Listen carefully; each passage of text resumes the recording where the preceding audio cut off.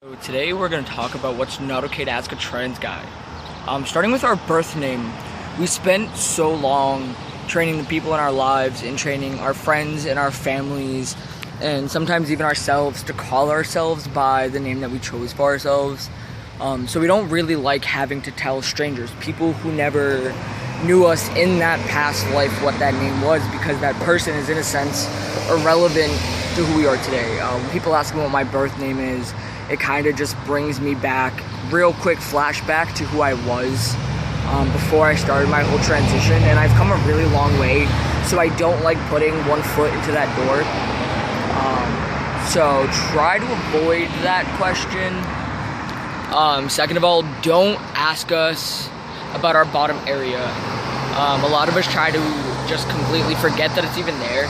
And you wouldn't just walk up to some guy at the bar and be like, hey, so you're a man, how big is your stuff? Why? Because it's socially unacceptable. Same things goes for trans guys. It's just rude and it kind of makes you look like an asshole.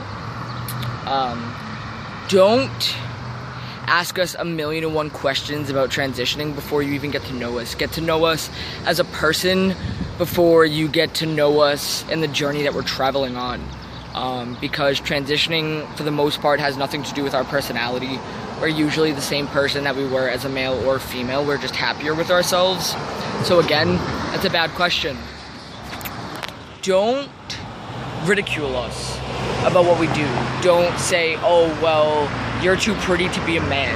When people tell me that I'm too pretty to be a man, it kind of makes me feel like everything that I'm doing right now is not enough, and it kind of gives me a small sense that I should give up because I'm not passing. But it's still early for me.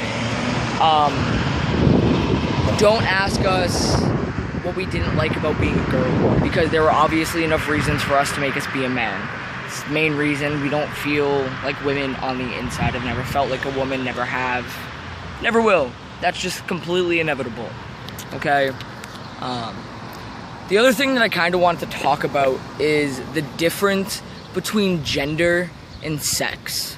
A lot of people tell me, you know, you're not going to be a man until you have a penis, and that's not the case.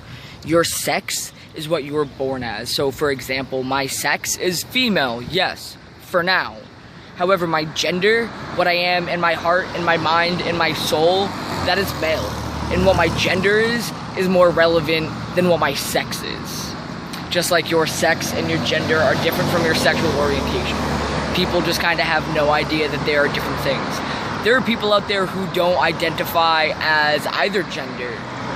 Some days they feel like a boy and some days they feel like a girl, and people just are so close-minded to the fact that this can happen. You know, everybody says, oh, love yourself for the person that you are, but when you're different than everybody, they kind of get scared. Change is good. We're not bad people. We're not weird people. God put us on this path because he knows that we're strong enough to handle it. And we are opening the minds of society and creating a better world for everybody. And even if I only change one person's view on what it's like to be transgendered, then that's enough for me. I thank you guys for following my journey. It's an early process, and I take my videos on my phone when I'm out walking, so I apologize that they're not the best things in the world. But I appreciate you guys. You guys give me something else